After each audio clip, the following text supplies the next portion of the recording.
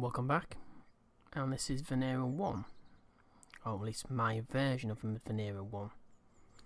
Now, people who don't know what Venera 1 was, it was a Soviet space mission to Venus, and it actually failed. It didn't actually fail.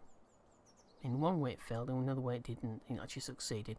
It did complete a very first close encounter with another planet, namely Venus. However, it was not able to transmit anything back because its transmission system actually failed before it reached the closest approach, unfortunately. But this is Interplanetary Mission Venus -1. It's highly unlikely this will actually succeed, but there's also a good possibility that it could succeed. Another thing I did do, I went and visited the altimetry scan satellite orbiting the moon, and I collected the science of that. So I got the 306.1 science. So I'm back up to, I've got about 130 points. Alright, so now when we're approaching Venus, we want to try it for a closest approach of Venus, basically into the sphere of influence of any of the planets towards the Sun. We need to launch on the daylight side because we need to slow down our orbit to reduce its radius around the Sun. And it's the opposite if we want to go further out to Mars and beyond. Alright, let's head to the launch pad and we're seeing exactly what I can do.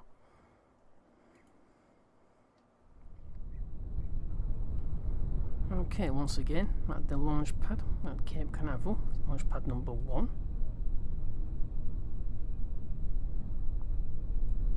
You can see it's 3.39540 degrees relative inclination to Venus.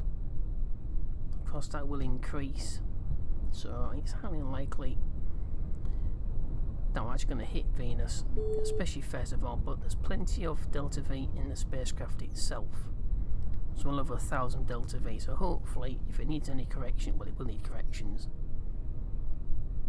Hopefully I have enough delta V to actually do that.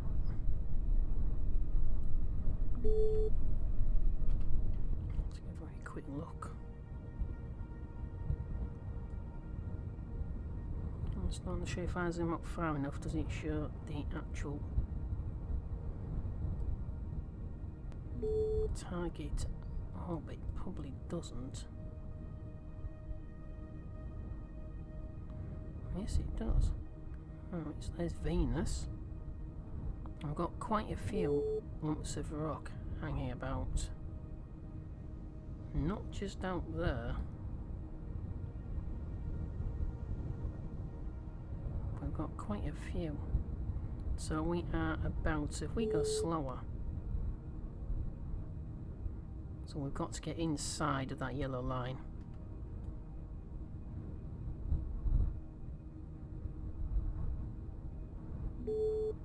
It's all going to take quite a while to get to Venus anywhere, regardless of, regardless of when you actually launch. It's going to take quite. Obviously, it's not going to take as long if you get the perfect window. We've got quite a few lumps of rock hanging around here as well. Tiny ones, medium. Well, that's the moon. That's not a lump of rock. Well, I suppose it is a lump of rock.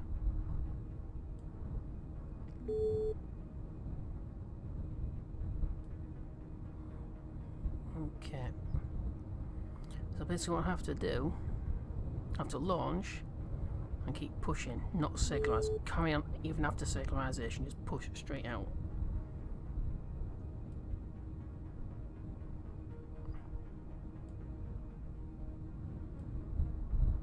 Even after circularization, so it's beyond the moon's orbit, I have to project the apoapsis. And it is a little bit hit and miss. And I'm not using MechJeb because MechJeb, for me at this point, is actually cheating. It was basically pretty much, I'll say, guesstimate. So it's sort of like a combination of estimate and guess. It's guesswork. Alright. I shall check the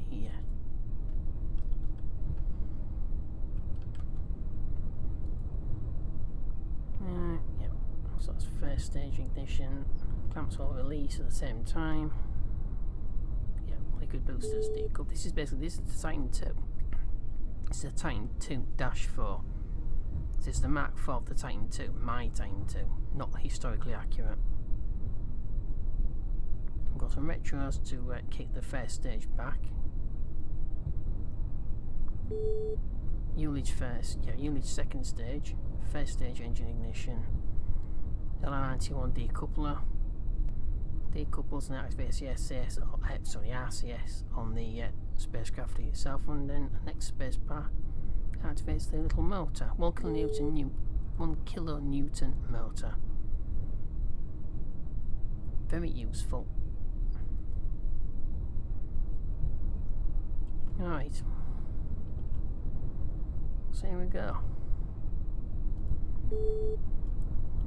3.39540. Time to ascending node, 25 days, 21 hours. So that is basically the best time to launch. That way you can just go and just launch, and you reduce your radius of your orbit, and you merge at that point, which way you can affect just about anything from there. But we're 25 days too late and 210 days too early, but you see, you should still stand a good chance of hitting it. Once not hitting it, but flying by it. Okay, so here we go. 3, 2, 1.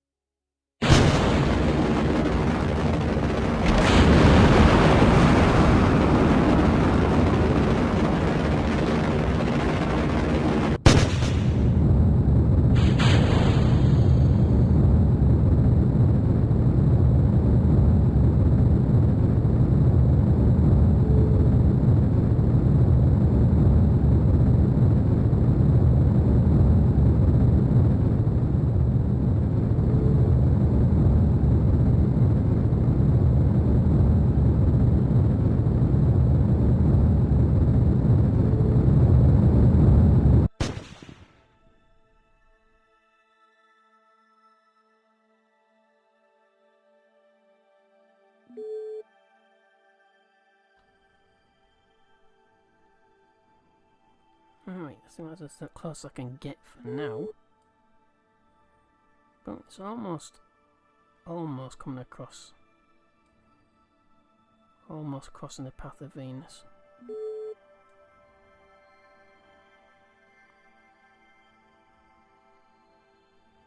It's about here we can affect, yeah, 1.8 degrees at that point. And that's the ascending node, which is it's a good place to actually affect the orbit. Okay, so in the map view, I have I've done my best to try and reduce inclination down to bare minimum of what I can.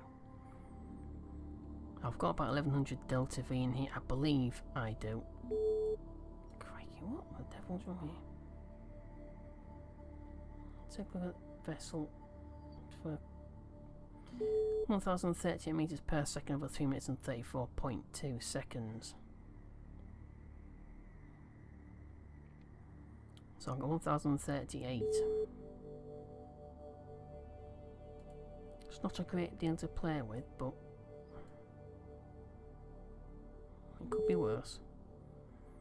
Yes, I don't quite have delta V in that second stage. What would be a good idea is probably to use RD 0105 or the 09. That would be a better bet, because that gives you about 7 minutes worth of burn time, and I've got lift capacity to get enough fuel up, so that is some periapsis. So this bright yellow line is Venus, and this orange one is the spacecraft.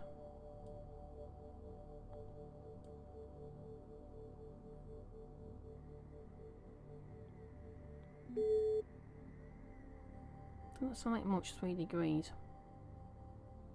It probably isn't that much actually. I could probably wait and correct that inclination.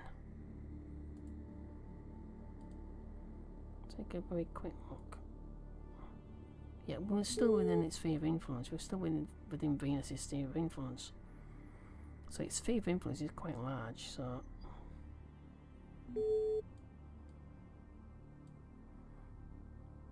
but we have to go either faster or slower. Right now, I'm going a lot slower for most of its orbit, but it's going to take about 65 days to reach here. So I'm going to have to leave this mission. It's going to be a long-term one, even if it does succeed.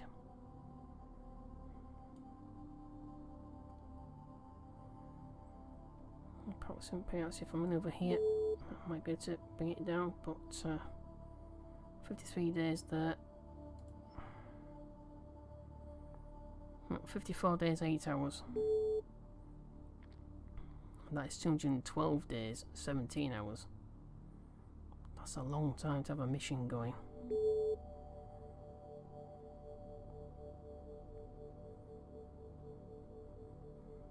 Well, nothing else I can do. Be a long-term contract mission. Be a very long-term one.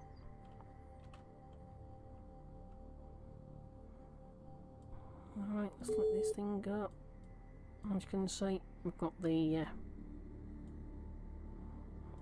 camera again. I thought I'd already aimed the camera at this. So I've got the black and white camera. I've got 3 experiments. I have the dish. I've got some solar panels. Whether there'll be enough, I do not know. That's another problem. Right, throttle is down. Let's decouple. 3, 2, 1.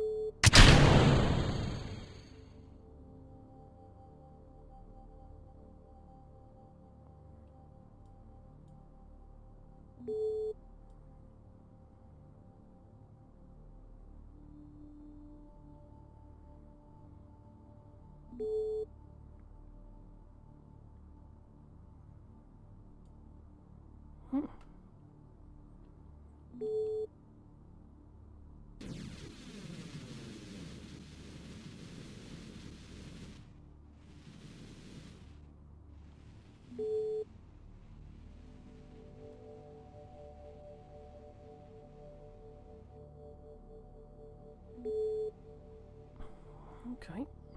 Nicely. Throttle is down. Little kick with the boost with the propulsion unit.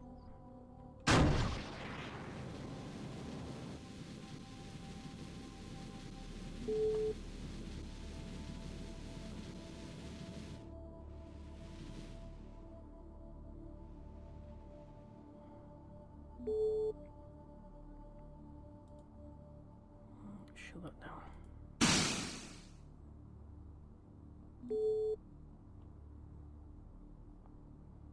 Alright. I think that's about it. That's all I can actually do. But judging by the way it's using electric charge, it doesn't have enough electric charge anywhere. It's using 40, so yeah.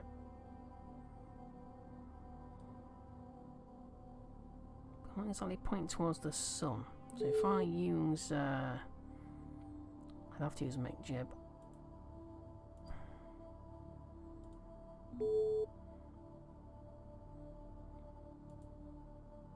Smart ASAS. Advanced traffic on the planet? No, I don't think we're going to be using that.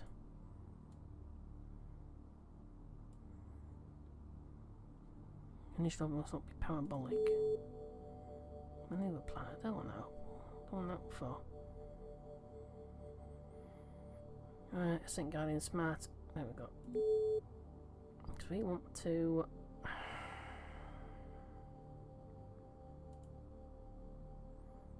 Reference inertia. So. I don't know whether it's forward. It should be forward. Yeah, it should be forward, but yeah, it can be forward or backwards, I suppose. Don't waste it all.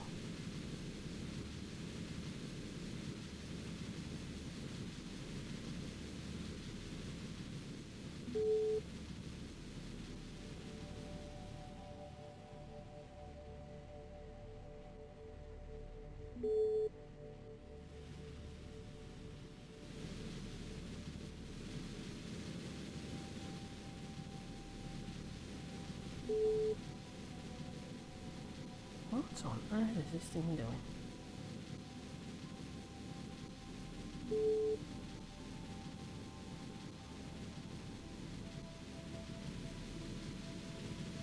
What on?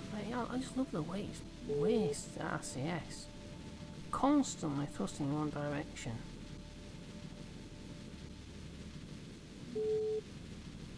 I've got no roll control actually, that's the problem I think. I didn't think it would be so much of a problem.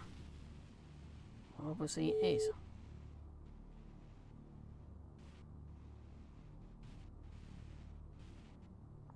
Alright.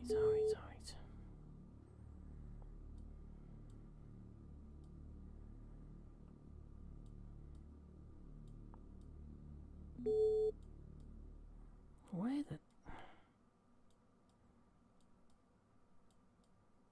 It's actually put it into a completely even worse position. Grief.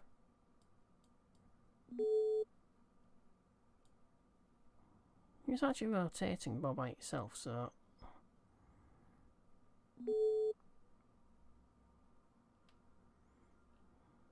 it's still using too much electric charge.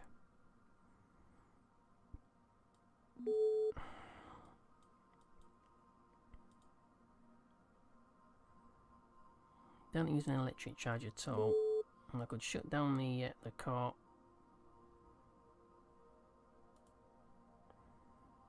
Yeah, that's what we're gonna have to do. But the thing is, to shut down the core, you would have to be here. And to reactivate it, and you'll have contact with the vessel. Oh dear. Never mind. I'll turn it off. So I haven't quite got an electric charge to keep this thing alive. But that shouldn't be too much of a problem because... Let's get rid of that. shouldn't be too much of a problem because I can shut the core down like I have done. And once we come back to it in 53 days, I can bring that. Well, try to bring the periapsis down. So it's the apoapsis. Sorry, it's the apoapsis. We will still encounter Venus at some point, but it might just not be within 212 days. Just that. Just play on this node.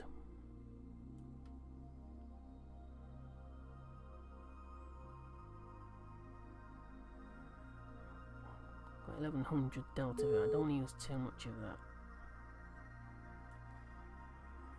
So we cross its orbit in 209 days if we make a 250 or so meters per second burn.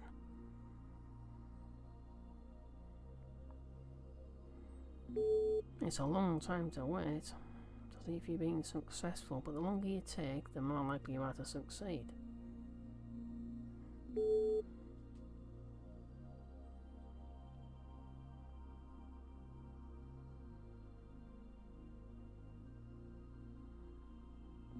Yeah, I think the next one,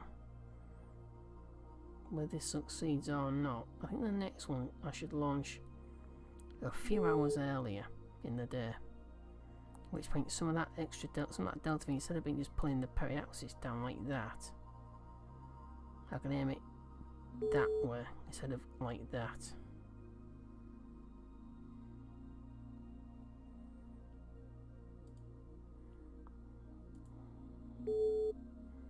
Right, well, I'll plot it. I'll plot the intersect. We're still at 3.39540 degrees relative inclination. I'm not fixing that because I don't think I need to.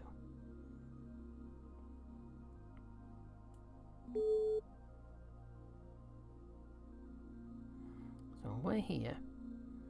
Venus is there. I see in 54 days 30 minutes or so.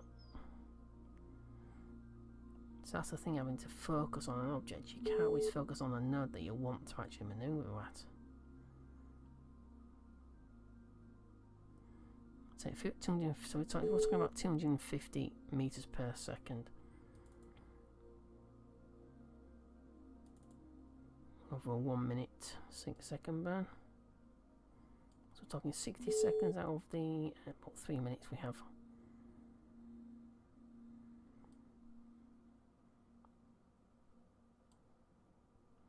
Alright, so I'm not going to use walk because I've got plenty of other missions to be getting on with. I wanted to just start something like this first of all. I want to get this started, this particular mission. So I'll leave the core off, but obviously when we leave the core, when we leave this spacecraft, we go back to the Cape, unfortunately it will start to take all the power out as if we're just on full power. And that's simply because we've got background processing installed. But once we come back to it, it will still be in a switched off state. So it'll recharge its batteries for when we need the manoeuvre. Hopefully. So we'll come back to it a few hours before. So I have to remind that, 54 and 30 seconds. Right, alarm clock.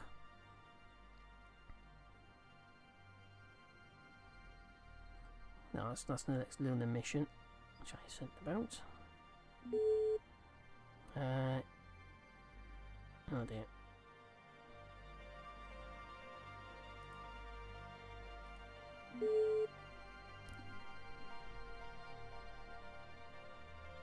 There we go, flight computer. It's a bit of looking, because you have to look at an angle all the time. And you can't focus on...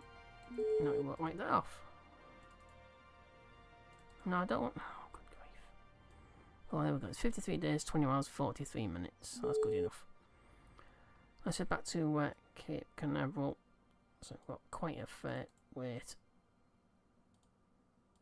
It won't let me shut this down.